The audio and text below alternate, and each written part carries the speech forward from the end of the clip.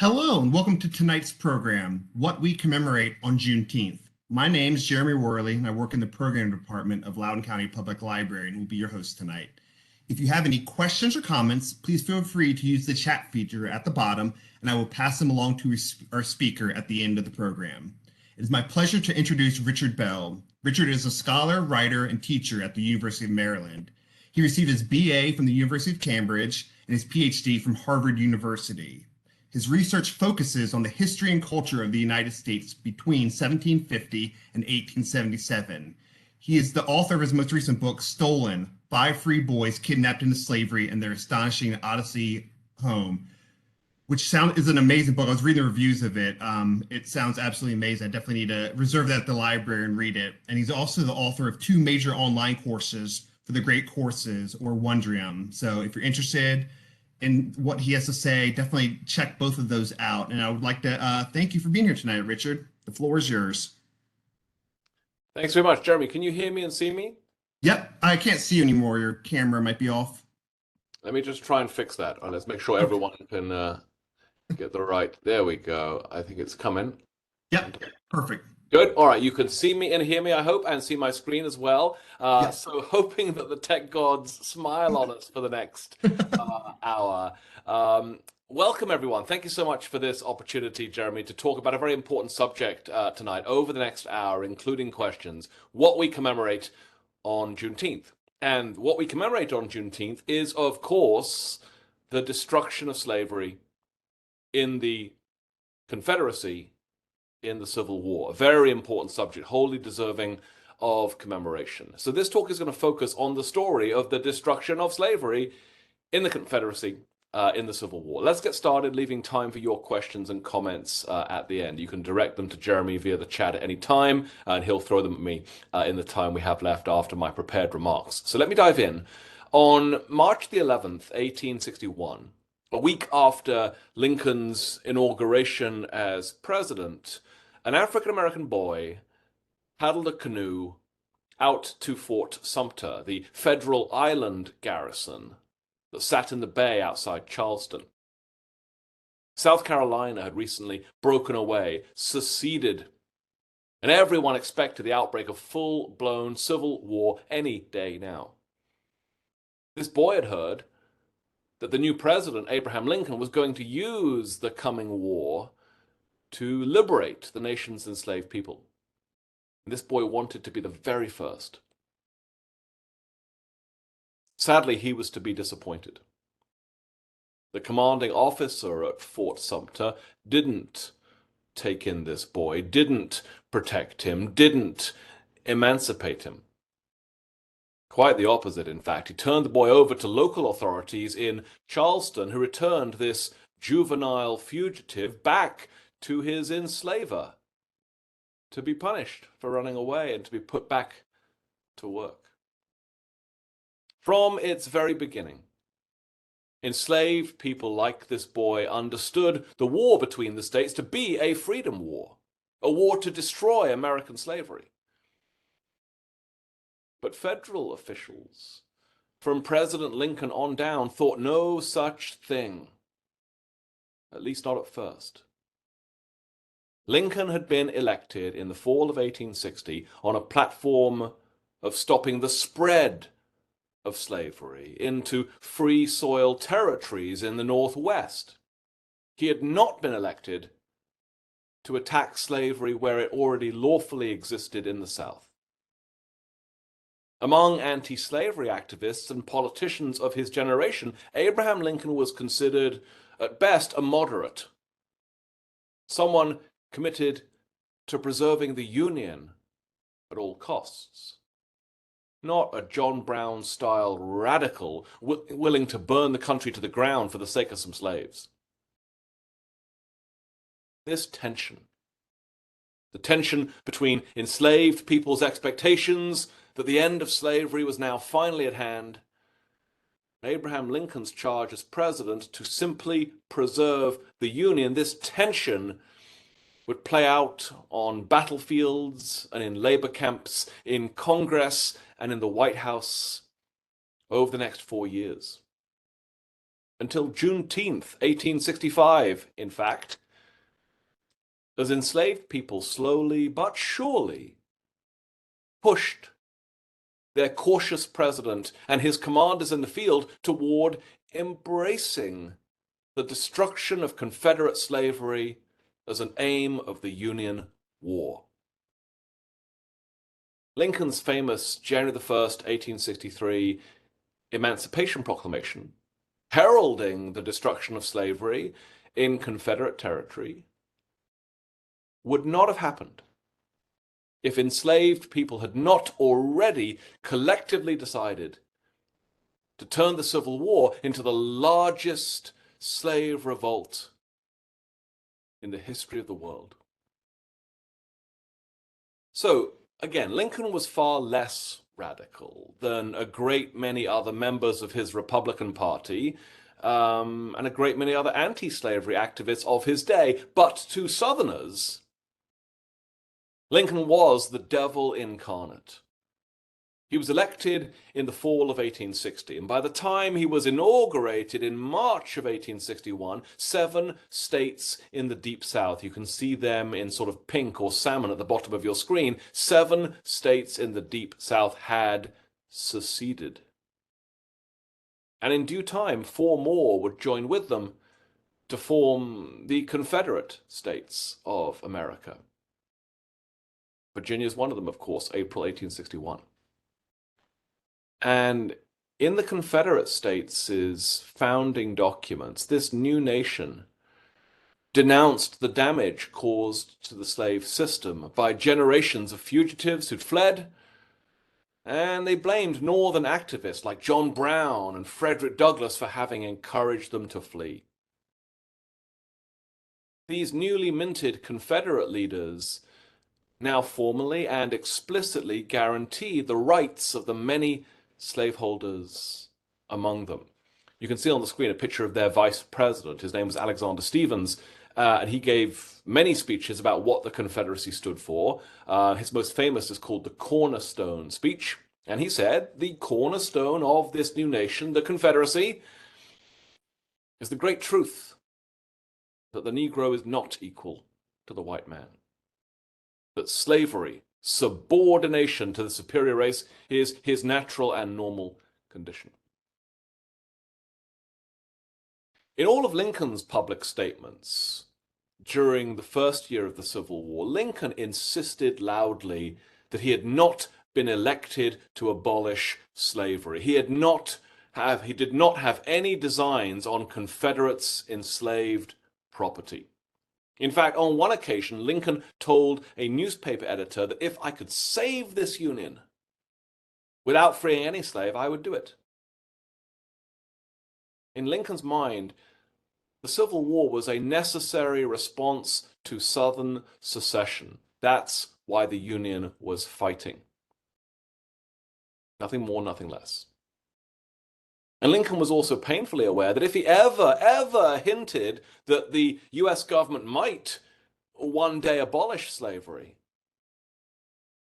that the several slave states that had not seceded from the Union, you can see some of them in yellow here, Delaware, Maryland, where I'm sitting right now, Kentucky and Missouri, they might reconsider their loyalties to the Union and go and join the Confederacy. For the same reasons, when Lincoln's commanders first entered those border slave states in yellow that remained in the Union, Lincoln's commanders announced that they were not there to interfere with slavery. As Union General Benjamin Butler passed through Maryland on his way to the front lines in Virginia in 1861, Butler even offered local Maryland slave owners his help in suppressing a rumored slave insurrection there. When the war begins, it is the policy of the US government and the US Army not to interfere in Southern slavery. Non-interference. That would change, of course. And it was enslaved people themselves who forced the Union Army to rethink that policy of non-interference in Southern slavery. And enslaved people did that by seizing freedom before Lincoln ever decided to confer it upon them. From the very beginning of the crisis, free black people like Frederick Douglass had been calling this conflict the Freedom War. And once it began, whenever Union soldiers traveled within range of a slave labor camp, enslaved people dropped their tools and came running towards those soldiers, seeking the protection of the Union Army. Now, the Union Army has no orders to protect them, and at first, Union military commanders issued instructions trying to prevent the entry of these fugitives from slavery into their army camps. We can't take you in, turn around, go home. But keeping them out of those camps required those Union commanders to devote time and money and scarce manpower to that task. Required Union soldiers to basically work as slave catchers, returning people back to slave owners. And that was a very awkward situation. And so one by one, Union commanders began letting them come, began letting fugitive African Americans enter their army camps, began letting their army sergeants put them to work as servants, informants, scouts, and guides. And the first Union field commander to embrace the possibilities presented by the arrival of fugitives from slavery was a man I mentioned in passing a moment ago. His name was Benjamin Butler.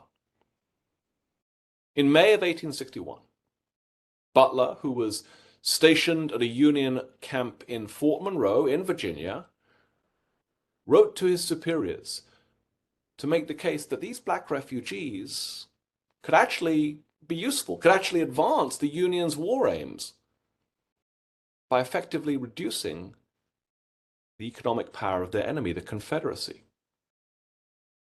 As a military question, Butler wrote, as a military question, it would seem to be a measure of necessity to deprive their Confederate masters of their services.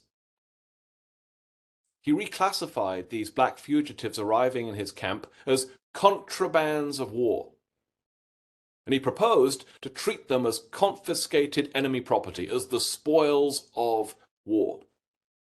And Lincoln's Secretary of War agreed, and within weeks the Secretary issued general orders across the Union Army that slaves from states in rebellion shall not be returned to their rebellious owners, but should be kept and put to work by us. And in August, Congress itself endorsed the same idea, passing a Confiscation Act that formalized this new contraband policy by making it Union Army policy to grant asylum to any black runaways from Confederate masters who could get to Union Army camps. This is a big change in policy, but of course Congress really had no other choice. As General Ambrose Burnside reported from coastal North Carolina in March of 1862, it would be utterly impossible, if we were so disposed, to keep this tide of arriving fugitives from slavery outside of our lines, as they find their way to us, through woods and swamps from every side. They're coming whether we're ready or not, but Burnside is acknowledging here that enslaved people's actions are forcing the Union's hand, forcing this positive change in policy. Now, of course, Union Army camps in the war zone, they weren't the only destinations to which African Americans in the Confederacy were fleeing. You guys all know where Washington, D.C. is, right? It's the Union capital during the war, and it, as you know, sat close to the front lines in Virginia. So D.C. too became a magnet for fugitive slaves during the war. But what would happen when fugitive slaves got to Washington? Remember, slavery is legal in Washington. Well, to prevent those fugitives falling victim to D.C.'s slave catchers or kidnappers, Congress acted. In March of 1862, Republicans in Congress succeeded in abolishing the Fugitive Slave Act of 1850, which famously gave incredible protections to slave catchers and slave hunters and slave holders. Congress abolishes it in 1862. And they can do that, those Republicans in Congress, because anyone likely to vote against that from South Carolina or Mississippi, say, in the Senate or the House, those senators have gone. They've gone down to Richmond, Virginia to be part of the Confederate Congress, of course, which leaves Republicans in Congress with unexpected majorities in both chambers. And they use them to abolish the Fugitive Slave Act and then to keep going. In fact, the next thing those Republicans in Congress do is enact the immediate abolition of slavery within the District of Columbia itself, turning that city's streets into free soil for the first time in its history. And that's a big deal because 3,000 enslaved people lived there, and they gained their freedom overnight as a result of this change in the law. It's good news. Although the fine print of this law is less good. If you read the fine print, you realize how they abolished slavery in DC. They did it by using government funds to pay off slave owners, to buy the freedom of each enslaved person from a slaveholder for about $300 each. And the law also appropriated, I think it was $100,000 of taxpayer funds to then fund the deportation and resettlement of any of these former slaves who might be willing to leave to start new lives in Africa or Haiti. We're glad you're free. We'd like you to leave. President Lincoln had repeatedly articulated his own belief that the slavery question could only be resolved by compensating slaveholders for their losses and by sending former slaves outside the United States. So he was, of course, only too happy to sign a bill containing those provisions into law. I'll just pause here and quickly note that Lincoln's support for paying slaveholders and support for deporting former slaves would wane over time, and by the end of the war, he'd stopped expressing support for those things. But this is 1862.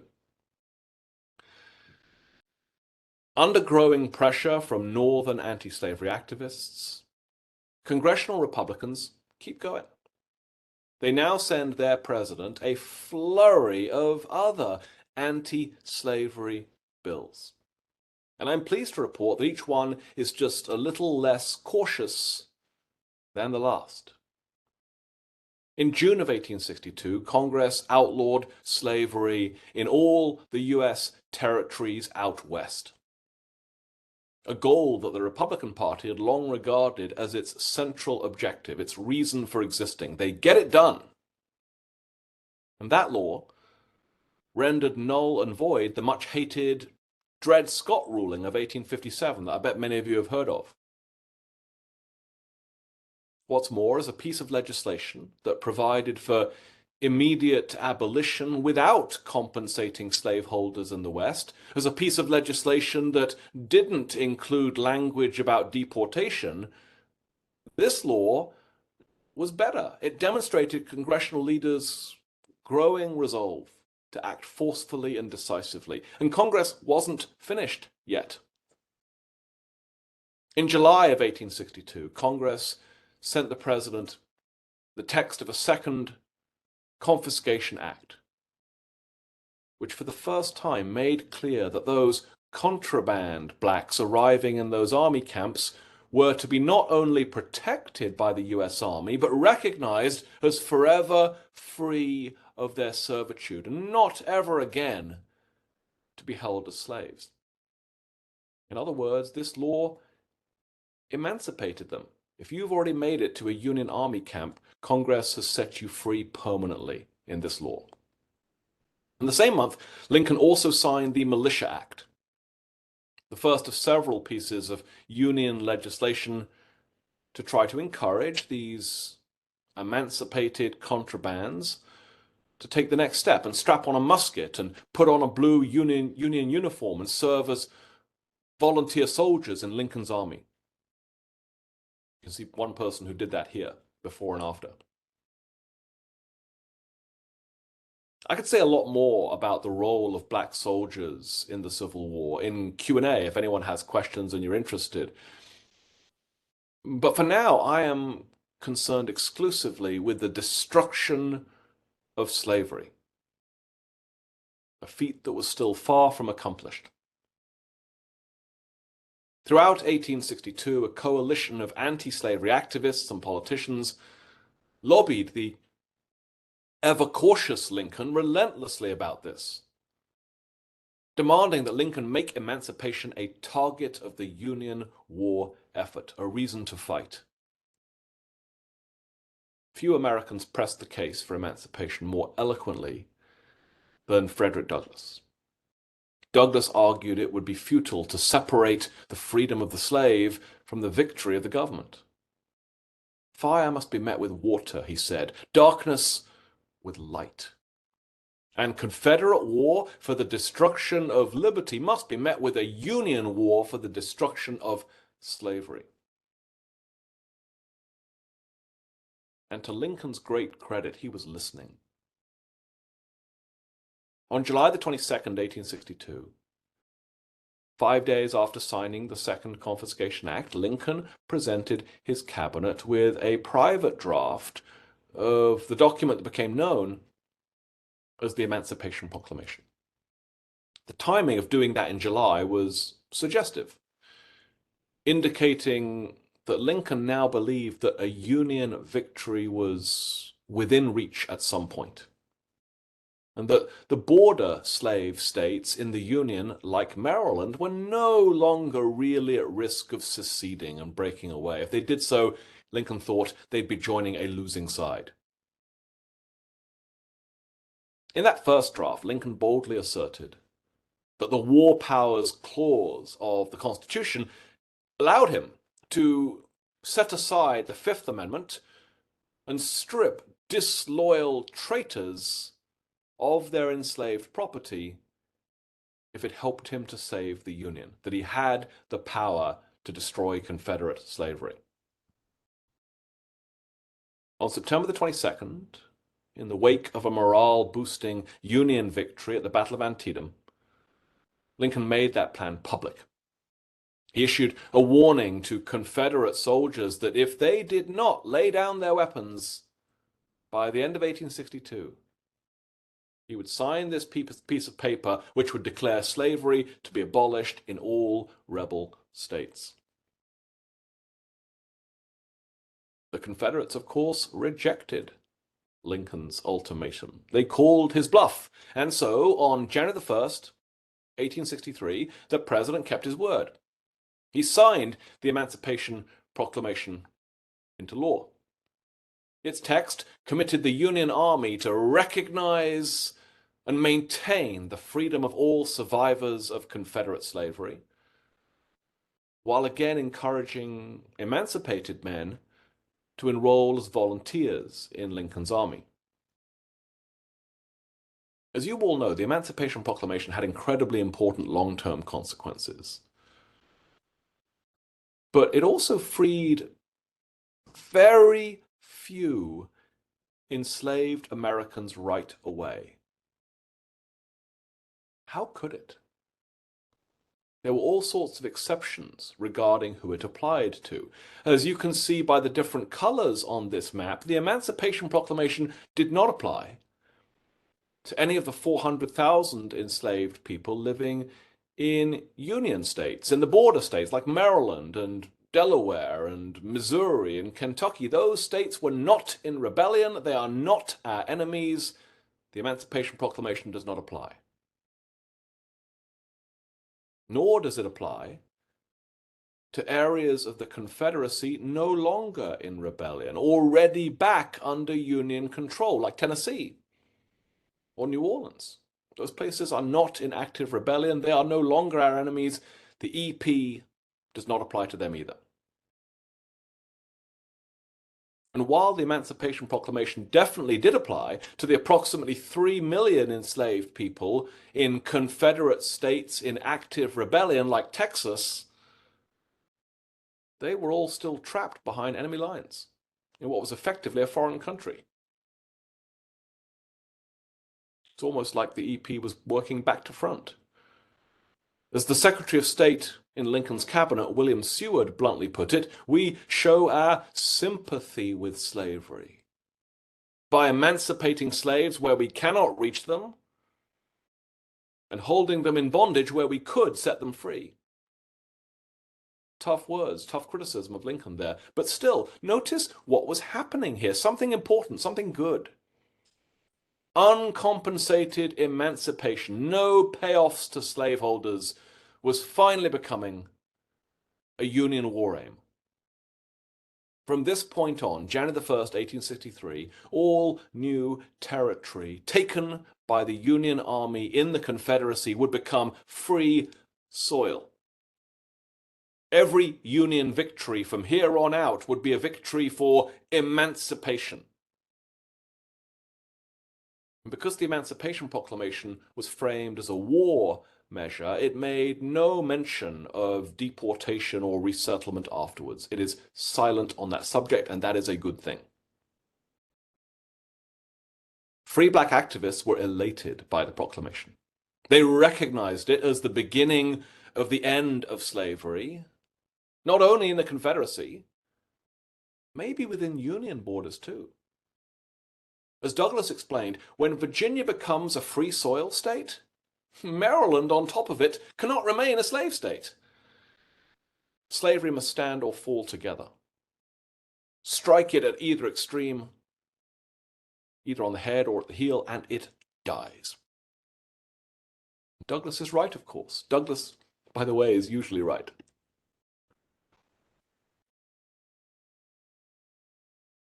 The destruction of slavery within the Confederate States would now seem to depend on the advances into the Confederacy made by the Union Army.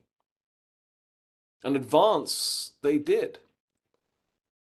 At Vicksburg in Mississippi, on July the 4th, 1863, a Union victory down there succeeded in dividing the Confederacy into two and turned over control of the entire Mississippi River to the Union Navy. A big win. 18 months after that, General Sherman would lead his famous rampage through Georgia, his march to the sea, bringing the breath of emancipation to that region of the Confederate heartland. One Mississippi slave owner later recalled that when the U.S. Army finally arrived down there, the chains of slavery were broken instantly, and the hoe and the plow handle dropped from the hands of the Negroes, and I ceased to be a slave owner forever, he said. Freedom now follows the U.S. flag. That's the significance of the Emancipation Proclamation. And the army keeps going. Soon, Union troops occupied Charleston. Then they captured Richmond, the Confederate capital. On April the 9th, 1865, General Lee surrendered to General Grant in a sleepy Virginia town called APPOMATTOX Courthouse. The war was over. 2 months later, on June the 19th, 1865, the date we now commemorate as Juneteenth, Union Army General Gordon Granger arrived in Galveston, Texas, and announced General Order No. 3, proclaiming freedom from slavery in Texas, which was the most remote of the Confederate states. After Juneteenth, 1865, slavery as a legal institution in the Confederate States of America was no more.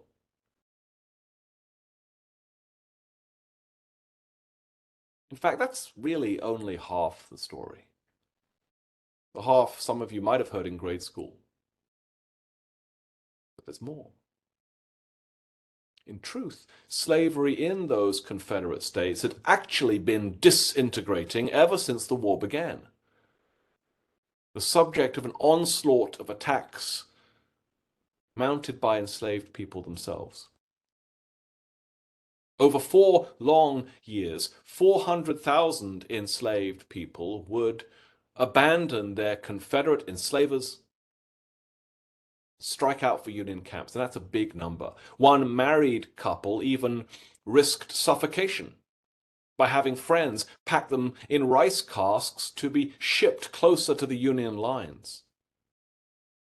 While an enslaved ship pilot named Robert Smalls, well, he actually commandeered a Confederate steamer to deliver himself and his family to the protection of Lincoln's Navy.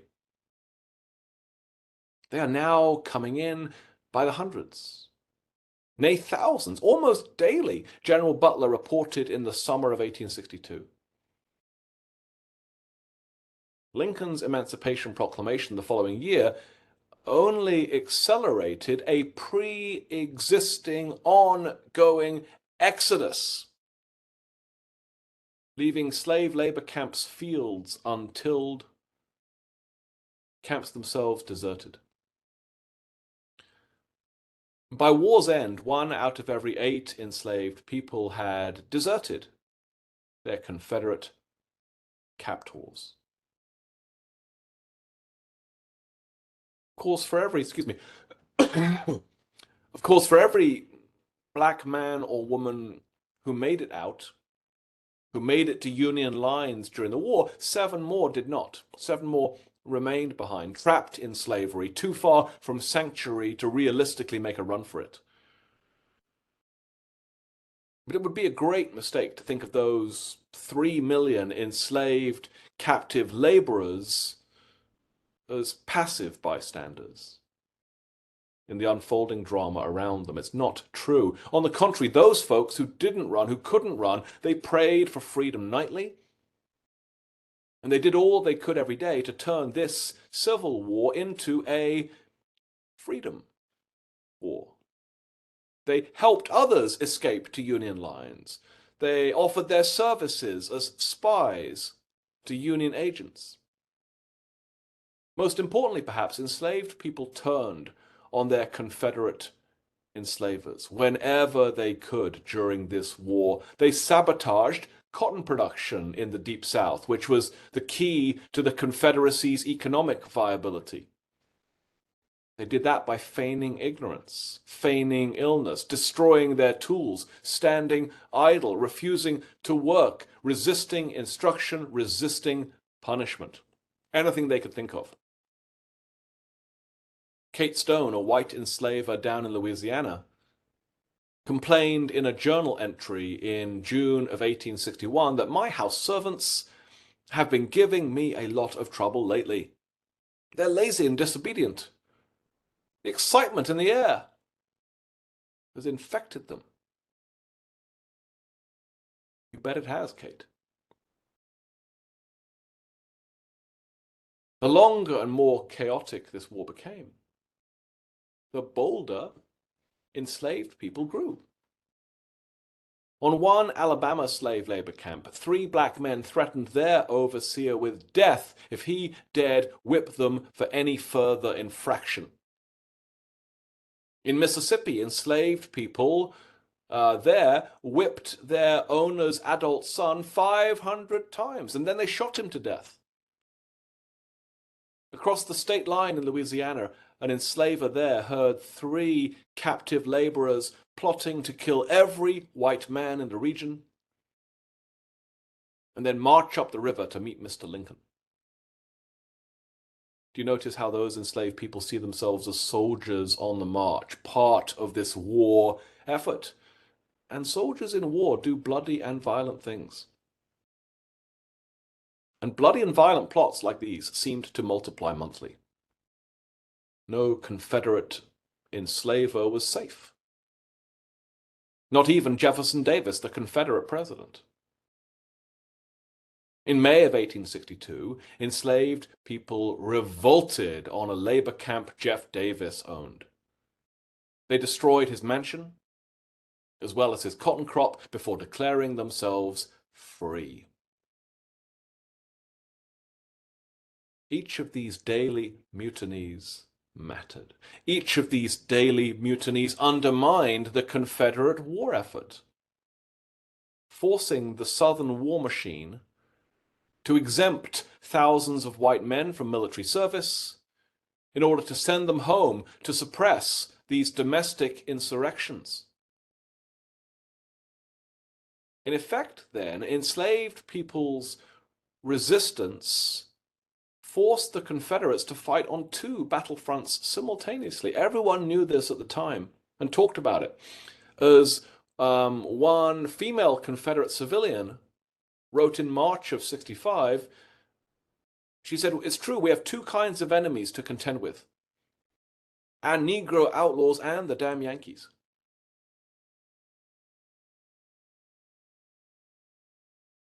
In a great many parts of the Confederacy then, black folk were destroying slavery before the Union Army could get there to help.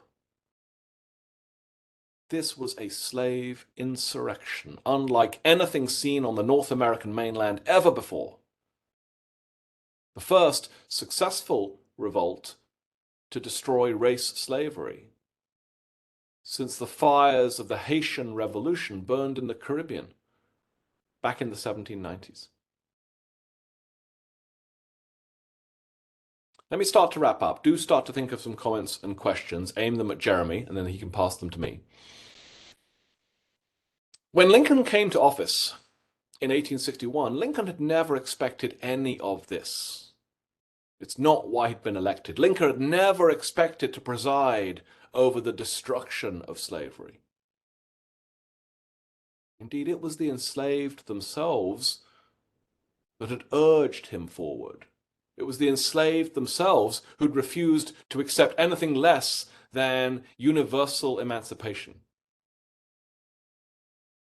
Under the cover of this war, enslaved people had largely worked to free themselves. Union policy, which changed a lot, was always playing catch-up to events already unfolding on the ground. Everyone at the time understood this, even if we today sometimes forget. A Union general, John Logan, speaking to recruits in the fall of 1862, admitted this. He said, "The Negroes are getting free pretty fast. It's not done by the army. They are freeing themselves. And if this war continues long, not a slave will be left in the whole South." Lincoln knew this too. He wrote about it too. He spoke about it too, writing in 1864 in reference to the destruction of slavery. Lincoln said, "I claim not to have controlled those events. I confess plainly that those events have controlled me." So in light of all that, it might be time to rethink the commonly held view that the scratch of Lincoln's pen on the Emancipation Proclamation was the signal event, the only important event in this nation's wartime struggle with slavery. No, there's actually much more to it. I would argue, in fact, that slavery in the Confederacy died on the ground, and slavery in the Confederacy died 1,000 deaths. A fact only belatedly commemorated by General Granger's order out there in Texas on Juneteenth, 1865, and then formalized 6 months later throughout the United States by the ratification in December 1865 of the 13th Amendment to the Constitution. All right, I think I'm going to stop my prepared remarks right there, giving you guys 30 seconds. If you want to add some comments or questions, do please start doing so. Before we get there, two very quick things about this last slide. Jeremy was kind enough to mention my book. This is what it looks like. It has nothing to do with Juneteenth, but I wrote it, so I always like to mention it. If for any reason you'd like a signed copy, you can see my email address on the screen. More importantly, perhaps, if you want to learn more about any of the topics I have been talking about today, which is the destruction of slavery in the Civil War, Lincoln's changing views about his role, the role of enslaved people themselves. There are two excellent books you can find, hopefully in Loudoun County Public Library, if not at your local independent bookstore. One is Eric Foner, This Fiery Trial, Abraham Lincoln and American Slavery. I'll just say for the record that Eric Foner is one of the greatest living historians in America. He just retired from Columbia. And then David Williams, a much more radical book, I Freed Myself, African American Self-Emancipation in the Civil War Era. So those historians make many of the arguments I shared with you tonight in much greater detail and with much more evidence than I had time for in a short 40-minute presentation. So do take a look at those two historians if you want to learn more about these topics. But I'm going to try to throw things back to Jeremy in hopes that we can have a brief conversation about some of this. Yeah, so we had a couple questions. One is, why did it take so long for Juneteenth to finally become recognized as a national holiday? Judging even from my own education, like growing up here, we didn't hear any about this stuff in history class. Is there? I know there's not a specific reason, but it just seems like it's so delayed from when it actually happened to when it's finally become recognized. Yeah, I think that's a great question to start with, right? So let me say first of all that, I was looking backwards from Juneteenth into the Civil War, and this question requires us all to look forwards from 1865, which is when Juneteenth, June 19th, is, into the future to get us all the way up to 2022. And I would say that if you want a better answer than I'm about to give you, there's a good book about that too, about why we celebrate Juneteenth. It's called On Juneteenth, and it's by Annette Gordon Reed. Annette Gordon Reed on Juneteenth. I know the library will have it. It's a very famous, well-regarded book. And to summarize what scholars of this very new holiday have said, one thing we should say first of all is that among African Americans in the South, Juneteenth has been well known for a long time and much celebrated, actually, especially in places like Texas and Oklahoma. African Americans are very proud of this marker, which marks the destruction of Confederate slavery in the Civil War, and they've been taking it off as an informal holiday. It's been recognized, I think, as a state holiday in some southern states at some point. But there's been real limits to that, as Jeremy pointed out, right? There are many states in the Union which have not observed Juneteenth, in which the civilian population living there simply have not heard of Juneteenth, and now suddenly it's a federal holiday for all of us. This can seem so sudden. So a quick reminder that black folks generally are much more familiar with it than white folks, especially in the Deep South in Texas area. But another part of this, of course, is, I'll make two quick arguments. One is that if you look at the holiday calendar, you'll say, well, we've already got President's Day. We've already got a holiday that celebrates Washington and Lincoln. Why do we need another holiday honoring things we associate with Abraham Lincoln, like the destruction of slavery? Is there a redundancy in having Juneteenth? That's one reason, perhaps, why Juneteenth has not emerged more quickly as a national phenomenon.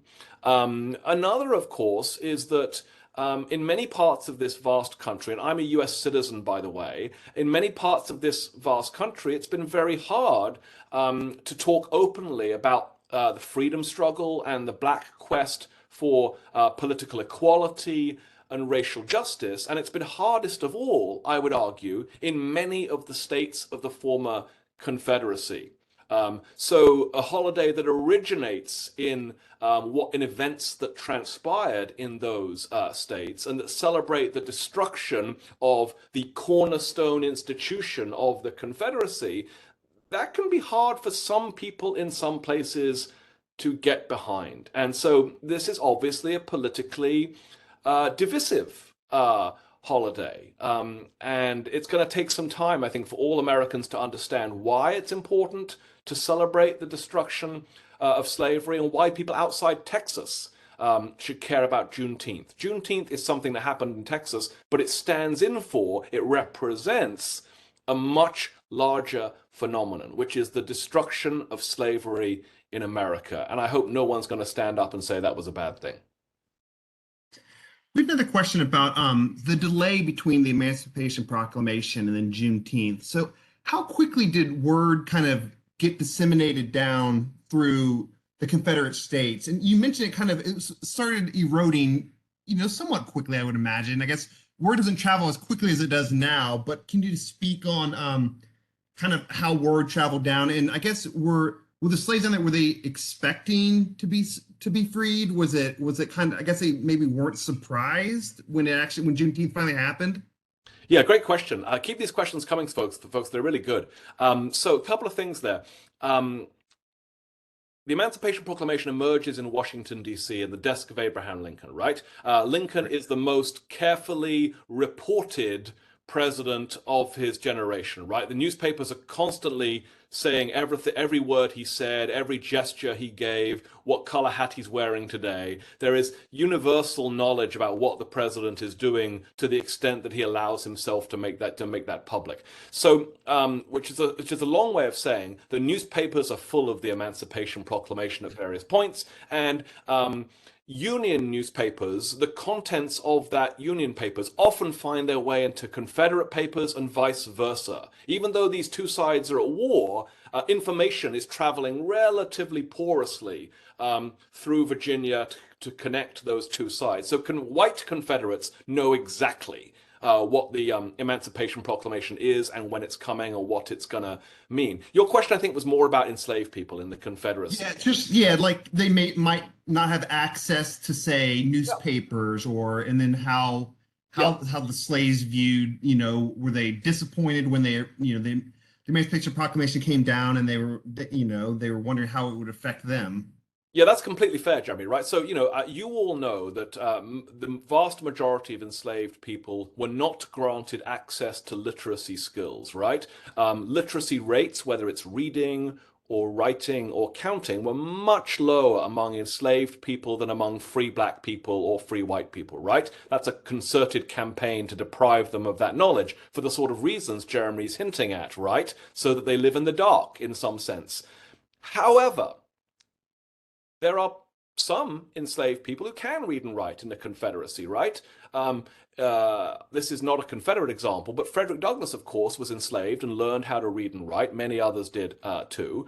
And so all it takes is 1% of enslaved people who know how to read and write. All it takes is one member of your family who can read and write, and you get to share in that world of print information vicariously through them disseminating it to you. So for that reason, we know that as a general rule, enslaved people had a pretty decent grasp of the state of the war, the major turning points of the war. They're not living in a figurative cave, deprived of information.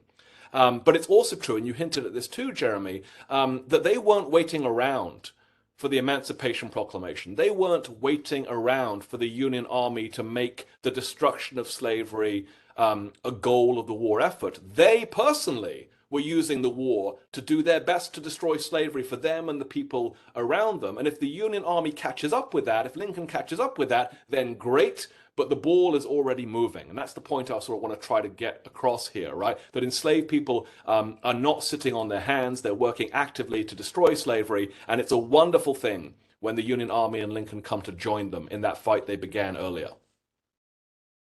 We had just one more question. Someone was curious about the numbers. I know you mentioned there was like 40,000 who had kind of started already rebelling against their slave owners.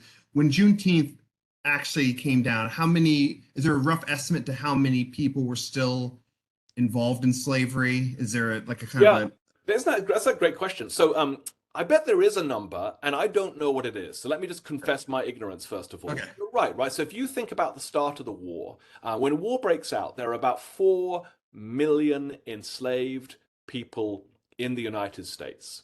About roughly half of them will stay within the United States in states that are not in rebellion. Again, Maryland's a great example. Missouri's another, right? The other 3.5 million or so, 400,000 will run away, which is very brave and dangerous, by the way. The other 3.1 million will have to find quieter ways to resist because they simply can't run. There's too much control, command, or distance involved. So 3.1 becomes a sort of benchmark figure of the enslaved population, the Confederacy, for much of the war. And it's only as the Union Army starts to make significant gains in the second half and enslaved people get bolder and bolder and bolder on their own, that together that 3.1 becomes 2.5, becomes 2, becomes 1.5, down and down and down, till we get to Juneteenth, which is when the final Confederate state, the one that's hardest to get to with the Union Army from Washington, when the Union Army finally arrives and say, game's over, folks, here. So you're really asking me what was the enslaved population of Texas in June of 1865? And I can just tell you I don't know, but it's going to be in the hundreds of thousands. And one quick caveat to that, Jeremy, and then I'll shut up, is that, you know, these border states up in the Union, which don't break away, Maryland, Missouri, Kentucky, Delaware, the Union Army does not destroy slavery in any of them. The Emancipation Proclamation does not destroy slavery in any of them. There are runaways in those places. They are working to destroy slavery in Maryland, but it's really up to state legislators in those 4 Union states as to whether they want to amend their state constitutions to abolish slavery or not. Maryland eventually chooses to do so under great pressure from Lincoln in 1864 and amends its state constitution to outlaw slavery. So as slavery is collapsing in, you know, Virginia and South Carolina, Maryland is finally bringing Maryland around to the same position, but without bloody violence. Delaware says, no, we're not going to change our state constitution. You bloody well make us. And so the federal government does. It's called the 13th Amendment to the Constitution of the United States, which outlaws slavery everywhere. And it has the practical effect, Jeremy, of ending slavery in Delaware, the last state in the Union where slavery had been legal. So even after Juneteenth kills legal slavery in Texas, slavery is still going on in Delaware that fall. And it takes the 13th Amendment that December to finally outlaw that. So it's an incredibly complicated story, all being packed into one new national holiday. We're really glad to have sessions like this to try and talk through some of the complexity. Definitely. So that looks like it's all the questions. A couple of comments. People said they appreciate your program tonight. They feel like they've expanded their knowledge base about something that I think some of us don't know as much about as we would like to. So I appreciate your time tonight, Richard. It's definitely been eye-opening, and I know I learned a lot. So thank you for that. Thanks, Jeremy. It's complicated stuff. I hope folks will take a look at some of these books by other scholars if they want to learn more. And use your local library as much as you can. The libraries are the oxygen of democracy. Awesome. Well, thank you for your time tonight, Richard, and thank you for every attendee tonight for being here. We appreciate your support.